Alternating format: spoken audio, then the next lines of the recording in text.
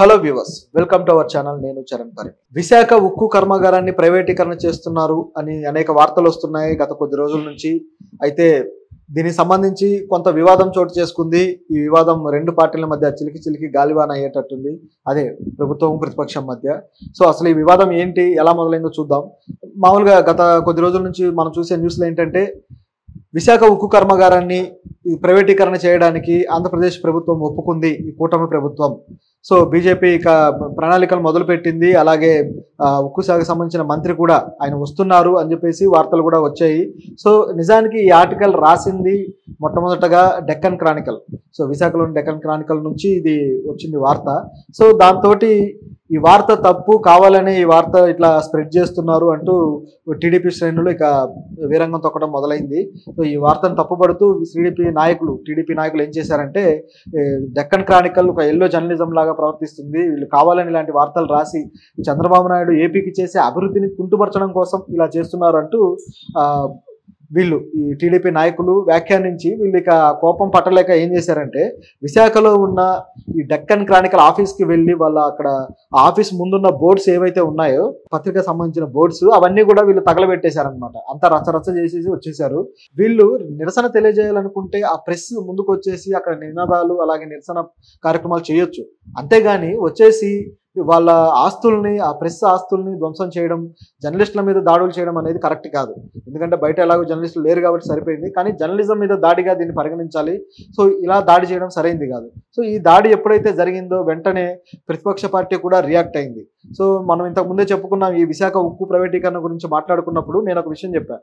ఏంటంటే, ఈ ప్రైవేటీకరణ కానీ జరిగే పరిస్థితి ఉంటే ఇలాంటి అవకాశం, దీని గురించి మాట్లాడడానికి, దీన్ని ఒక స్టాండ్గా తీసుకొని ప్రతిపక్షం పోరాడడానికి ఇది ఒక మంచి అవకాశం అని నేను గతంలో ఒక వీడియోలో చెప్పాను. సో ఇప్పుడు అదే జరిగిందనమాట.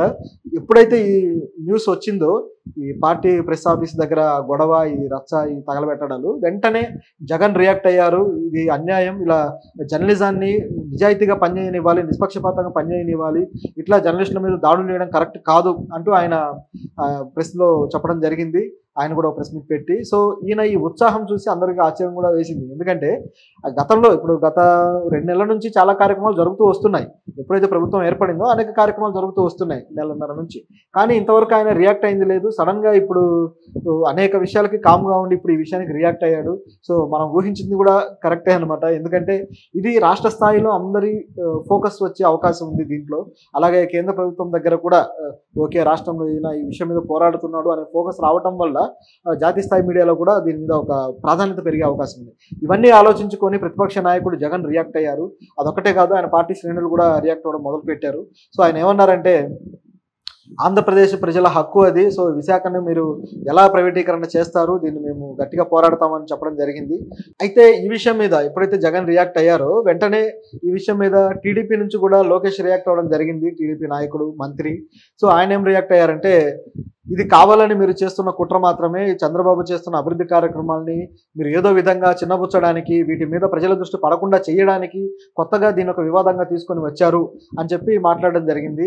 సో ఇది ఒక పెయిడ్ ఆర్టికల్ డెక్కన్ క్రానికల్లో వచ్చింది అని ఆయన చెప్పడం జరిగింది. సో ఈ పెయిడ్ ఆర్టికల్ తోటి మీరేమి ఆయన చంద్రబాబు గారి ఖ్యాతి కానీ జరిగే అభివృద్ధిని కానీ అడ్డుకోలేరు అని ఆయన వాదిస్తున్నారు అనమాట. సో దీనికి ఈయన పెట్టిన పేరు ఏంటంటే బ్లూ జర్నలిజం అని చెప్పి ఈయన వ్యాఖ్యానించడం జరిగింది. సో బ్లూ జర్నలిజం అనేది ఈయన ఎందుకు వాడారో మీకు అర్థమయ్యే ఉంటుంది. సో యువతల ఎప్పుడైతే ఈ వైసీపీ పార్టీ వాళ్ళు టీడీపీ వాళ్ళని దూషించడానికి ఎల్లో జర్నలిజం అనే పదం వాడుతుంటారు. సో జర్నలిజం సంబంధించిన టర్మ్సే ఇవన్నీ కూడా. కానీ వీళ్ళు ఏంటంటే సింబాలిక్గా వాళ్ళ కలర్స్ని మెన్షన్ చేస్తూ వాడుతుంటారు అనమాట. సో వైసీపీ పార్టీ వాళ్ళు ఎల్లో జర్నలిజం అంటే వాళ్ళ పార్టీ కలర్ని దృష్టిలో పెట్టుకొని వాడుతూ ఉంటారు. అండ్ ఎల్లో జర్నలిజం డెఫినేషన్ కూడా మనకు తెలిసిందే.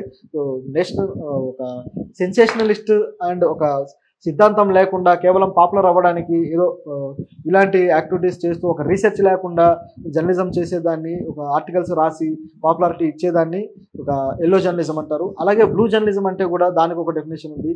బ్లూ జర్నలిజం అర్థం ఏంటంటే, అన్వెరిఫైడ్ న్యూస్ని ఇవ్వడము, అలాగే వెరిఫికేషన్ లేకుండా, ప్రూఫ్ లేకుండా, రీసెర్చ్ లేకుండా న్యూస్ ఇవ్వడము, దారి తప్పించేలాగా, అంటే ఫోకస్ దీని మీద నుంచి తప్పించి వేరే వాటి మీద షిఫ్ట్ అయ్యేలాగా న్యూస్ ఇవ్వడాన్ని బ్లూ జర్నలిజం అంటారు అనమాట. సో వీళ్ళు దీన్ని కోట్ చేయడం మొదలుపెట్టారు ఇక్కడ నుంచి. సో ఇక్కడ నుంచి వీళ్ళని బ్లూ జర్నలిజం అంటూ పోతారేమో చూడాలి. సో ఈయన ఇలా వ్యాఖ్యానించిన తర్వాత ఒక ఈ జర్నలిస్ట్ సంఘాలు కూడా గట్టిగా రియాక్ట్ అయ్యాయి. జర్నలిస్ట్ సంఘాలు ఏమంటున్నారంటే, ఇలా మీ రాజకీయ పార్టీలు ఒకవేళ జర్నలిజం సంబంధించి ఏదైనా వార్త వచ్చినప్పుడు మీకు అది నచ్చకపోతే నిరసన తెలియజేయాలి కానీ ఈ విధంగా దాడులు చేస్తారా? ఈ విధంగా జర్నలిజాన్ని మీరు స్వచ్ఛమైన స్వతంత్రంగా జర్నలిజం చేయనివ్వరా? ఇదక్కడే దాష్టీకం అంటూ వాళ్ళు కూడా నిరసన తెలియజేయడం జరిగింది. ఇది ఇంకా రాను రాను కొద్దిగా దుమారం రేపే అవకాశం ఉంది. జర్నలిస్ట్ సంఘాలకి అలాగే ప్రభుత్వానికి మధ్య ఇదొక పెద్ద కాన్ఫ్లిక్ట్‌గా మారే అవకాశం కూడా లేకపోలేదు. ఎందుకంటే ఇప్పుడు జర్నలిస్టుల మీద విమర్శలు చేయదలుచుకుంటే దాన్ని ముందు వెనక చూసుకొని చేయాలి. కానీ ఇది మాత్రం కాస్త, ఎందుకంటే ఇప్పుడు వీళ్ళు పెయిడ్ ఆర్టికల్ అంటున్నారు కాబట్టి మరి ఆ పెయిడ్ ఆర్టికల్ అని నిరూపించాల్సిన బాధ్యత కూడా ఈ ఆరోపణ చేసిన వాళ్ళ మీదనే ఉంటుంది. ఎందుకంటే పెయిడ్ ఆర్టికల్ అయితే మరి అది నిరూపిస్తే ఖచ్చితంగా వాళ్ళ ఆర్టికల్ వెనక్కి తీసుకోవడం, దాని మీద కేసు కూడా వేయొచ్చు. నిజంగా ఈ అవకాశం ఉన్నప్పుడు కేవలం ఆరోపణలు చేసి వదిలేయడం ఎందుకు? వీళ్ళు ఈ జర్నలిజం నిజాయితీగా చేయడం లేదు, ఇది పెయిడ్ ఆర్టికల్స్ అంటూ కేసు కూడా వేయొచ్చు కదా. కానీ అలా చేయకుండా ఇట్లా ఊరికి ఆరోపణలు చేయడం, ఇది కేవలం ప్రజల్ని మళ్ళీ ఈ ఆలోచనలు రానివ్వకుండా తప్పుదారి పట్టించడానికి అన్నట్టు కనిపిస్తుంది. అయితే ఇంకా ప్రజలైతే ఇంకా ఈ ప్రైవేటీకరణ నమ్ముతూనే ఉన్నారు. ప్రైవేటీకరణ జరగచ్చు, ప్రైవేటీకరణకి టీడీపీ కూటమి ప్రభుత్వం మద్దతు ఇస్తుంది అని చెప్పి ప్రజలు ఇంకా నమ్ముతూనే ఉన్నారు.